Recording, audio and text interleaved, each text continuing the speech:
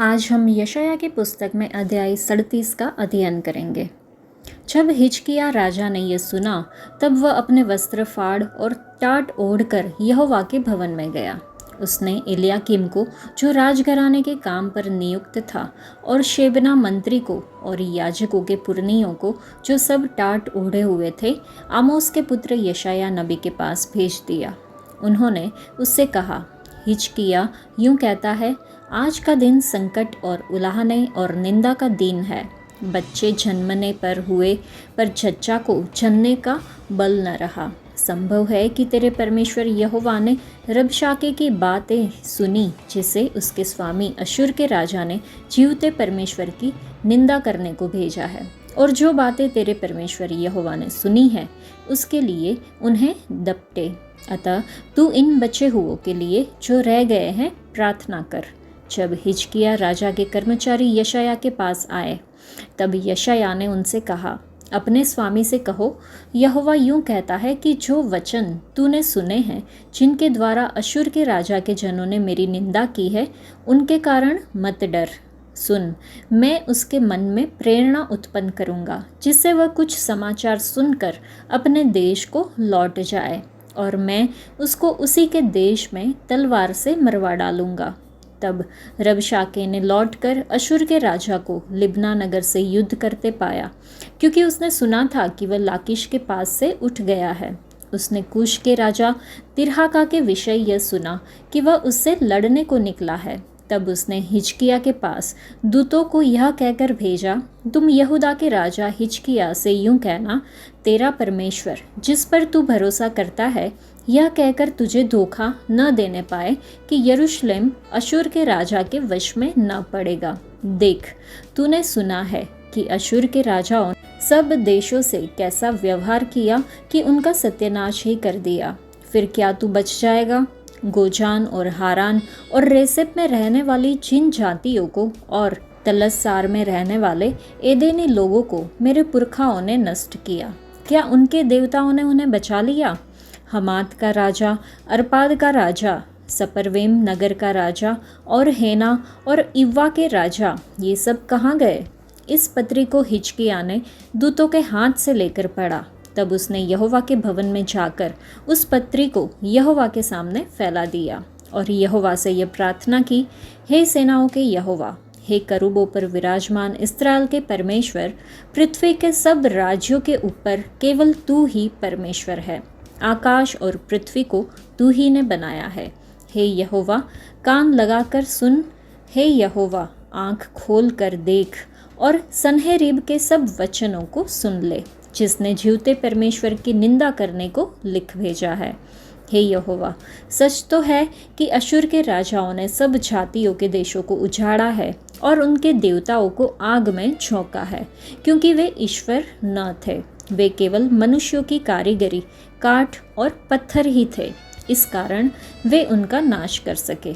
अब हे हमारे परमेश्वर यहोवा, तू हमें उसके हाथ से बचा, जिससे पृथ्वी के राज्य राज्य के लोग जान ले कि केवल तू ही यहोवा है। तब आमोस के पुत्र यशायाह ने हिजकिय्याह के पास यह कहला भेजा, इस्राएल का परमेश्वर यहोवा यूँ कहता है कि तूने जो अश्शूर के राजा सन्हेरीब के विषय में मुझसे प्रार्थना की है, उसके विषय यहोवा ने यह वचन कहा है, सिय्योन की कुमारी कन्या तुझे तुच्छ जानती है और ठट्ठों में उड़ाती है। यरूशलेम की पुत्री तुझ पर सिर हिलाती है। तूने किसकी नाम धराई और निंदा की है? तूने जो बड़ा बोल बोला और घमंड किया है, वह किसके विरुद्ध किया है? इस्राएल के पवित्र के विरुद्ध। अपने कर्मचारियों के द्वारा तूने प्रभु की निंदा करके कहा है कि बहुत से रथ लेकर मैं पर्वतों की चोटियों पर वरन लबानोन के बीच तक चढ़ आया हूँ। मैं उसके ऊंचे ऊंचे देवदारों और अच्छे अच्छे सनोवरों को काट डालूंगा और उसके दूर दूर के ऊंचे स्थानों में और उसके वन की फलदायी बारियों में प्रवेश करूंगा। मैंने खुदवा कर पानी पिया और मिस्र की नहरों में पाँव रखते ही उन्हें सुखा दिया। क्या तूने नहीं सुना कि प्राचीन काल से मैंने यही ठाना और पूर्व काल से इसकी तैयारी की थी? इसलिए अब मैंने यह पूरा भी किया है कि तू गढ़ वाले नगरों को खंडर ही खंडर कर दे। इसी कारण उनके रहने वालों का बल घट गया और वे विस्मित और लज्जित हुए। वे मैदान के छोटे छोटे पेड़ों और हरी घास और छत पर की घास और ऐसे अनाज के समान हो गए जो बढ़ने से पहले ही सूख जाते हैं। मैं तो तेरा बैठना, कुछ करना और लौट आना जानता हूँ, और यह भी कि तू मुझ पर अपना क्रोध भड़काता है। इस कारण कि तू मुझ पर अपना क्रोध भड़काता और तेरे अभिमान की बातें मेरे कानों में पड़ी है, मैं तेरी नाक में नकेल डालकर और तेरे मुंह में अपनी लगाम लगाकर जिस मार्ग से तू आया है उसी मार्ग से तुझे लौटा दूंगा। और तेरे लिए यह चिन्ह होगा कि इस वर्ष तो तुम उसे खाओगे जो आपसे आप उगे, और दूसरे वर्ष वह जो उससे उत्पन्न हो, और तीसरे वर्ष बीज बोकर उसे लवने पाओगे, और दाख की बारियां लगाने और उनका फल खाने पाओगे। यहूदा के घराने के बचे हुए लोग फिर झड़ पकड़ेंगे और फले फूलेंगे, क्योंकि यरूशलेम से बचे हुए और सियोन पर्वत से भागे हुए लोग निकलेंगे। सेनाओं का यहोवा अपनी जलन के कारण यह काम करेगा। इसलिए यहोवा अश्शूर के राजा के विषय यूं कहता है कि वह इस नगर में प्रवेश करने वरन इस पर एक तीर भी मारने न पाएगा, और न वह ढाल लेकर इसके सामने आने या इसके विरुद्ध दमदमा बांधने पाएगा। जिस मार्ग से वह आया है उसी से वह लौट भी जाएगा और इस नगर में प्रवेश न करने पाएगा। यहोवा की यही वाणी है, क्योंकि मैं अपने निमित्त और अपने दास दाऊद के निमित्त इस नगर की रक्षा करके उसे बचाऊंगा। तब यहोवा के दूत ने निकलकर अश्शूरियों की छावनी में 1,85,000 पुरुषों को मारा, और भोर को जब लोग उठे तब क्या देखा कि शव ही शव पड़े हैं। तब अश्शूर का राजा सन्हेरीब चल दिया और लौटकर निनवे में रहने लगा।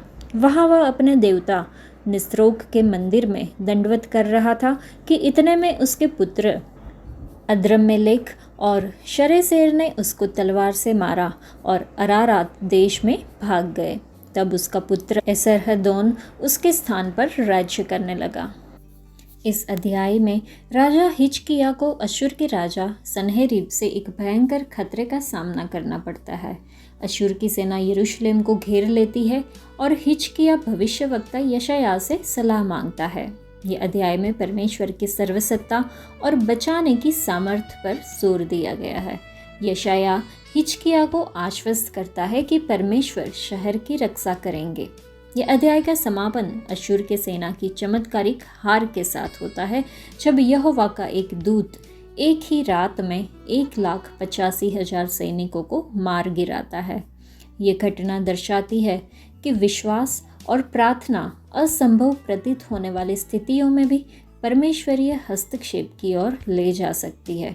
संकट के समय में प्रार्थना में परमेश्वर की ओर मुड़ने से अप्रत्याशित और चमत्कारी परिणाम मिल सकते हैं। यह पहचानना कि परमेश्वर के नियंत्रण में सब है, विश्वासियों को आश्वस्त करता है कि कोई भी स्थिति उसके समाधान की क्षमता से परे नहीं है। हिजकिय्याह यहोवा परमेश्वर के भवन में गया और परमेश्वर के सामने शत्रु का पत्र फैलाया। जब मुसीबत आती है तो हमें खुद को नम्र करना चाहिए और कहीं और जाने से पहले परमेश्वर की उपस्थिति में जाना चाहिए, और फिर अपनी चिंताओं को केवल परमेश्वर के सामने रखना चाहिए। उसने आराधना की। हिजकिय्याह जानता था कि परमेश्वर सर्वशक्तिमान है, सभी राष्ट्रों का निर्माता, शासक है। वे उसके सामने एक बाल्टी में एक बूंद की तरह थे। जब उसने आराधना करना शुरू किया तो उसे परमेश्वर का एक बड़ा दृश्य दिखाई दिया और उसकी परेशानी कम होने लगी। उसने उसे जीवित परमेश्वर के रूप में संबोधित किया। उसके आसपास के देवता मृत थे, उन सब के हाथ, कान और मुंह थे, लेकिन वास्तव में वे गूंगे, बहरे और असहाय थे। उन्हें उनके अनुयायियों द्वारा इधर उधर ले जाने की आवश्यकता थी, लेकिन हिजकिय्याह का परमेश्वर जीवित, एकमात्र सच्चा परमेश्वर है। वह बोलता है, सुनता है, देखता है और कार्य करता है। हिजकिय्याह चाहता है कि उसके शत्रु से इस मुक्ति के माध्यम से पूरी दुनिया को केवल परमेश्वर की महिमा का पता चले। जब मुसीबत में हो तो हिजकिय्याह के तरीके से प्रार्थना करे। परमेश्वर अपनी प्रतिज्ञाओं के प्रति विश्वास योग्य है और उनकी सुरक्षा उनके लोगों के लिए सुनिश्चित है। परमेश्वर हमारी रक्षा करते हैं। परमेश्वर की महिमा प्रकट होती है। पीढ़ियों तक विश्वास योग्यता दिखती है। चुनौतियों पर विजय हासिल होती है। जब हम असहाय महसूस करते हैं तो परमेश्वर हमारे उद्धारकर्ता और मुक्तिदाता के रूप में प्रकट होते हैं, जैसे उन्होंने यरूशलेम के लिए किया। परमेश्वर की सुरक्षा और मार्गदर्शन की प्रतिज्ञाएं आज भी उतनी ही सच्ची है जितनी वह हिजकिय्याह के समय में थी। परमेश्वर की सुरक्षा अर्जित नहीं की जाती, बल्कि यह उनकी असीम कृपा के कारण निःशुल्क दी जाती है। इस उपहार को कृतज्ञता के साथ अपनाएं। चाहे खुशी के पल हो या कठिनाई के क्षण, याद रखें कि परमेश्वर हर समय हमारे साथ चलते हैं, हमारी रक्षा और मार्गदर्शन करते हैं। चलिए हम हर समय विश्वास और साहस के साथ चलते रहें, ये जानते हुए कि हर कदम पर परमेश्वर की सुरक्षा और आशीर्वाद हमारे साथ है। राजा हिजकिय्याह इस्राएल के शक्तिशाली और सामर्थी परमेश्वर पर विश्वास करता था और यह भी जानता था कि यहोवा उसकी मदद कर सकता है और उसे अशूर के राजा से बचा सकता है। परमेश्वर ने वास्तव में राजा हिजकिय्याह की प्रार्थनाएं सुनी और अपने सेवक भविष्यवक्ता यशायाह के माध्यम से राजा सन्हेरीब से उसे बचाने के लिए मदद और आश्वासन का संदेश भेजा। चलिए हम अपने परीक्षणों, भ्रमों, भय और शंकाओं के दौरान प्रार्थना में प्रभु की ओर मुड़े। हम हमेशा उनके महान प्रेम और मदद पर विश्वास और भरोसा करें, क्योंकि पहले पतरस की पुस्तक में अध्याय 5 में 7वें वचन में लिखा है कि और अपनी सारी चिंता उसी पर डाल दो, क्योंकि उसको तुम्हारा ध्यान है। आज के लिए इतना ही। परमेश्वर आप सबको आशीष दे। धन्यवाद।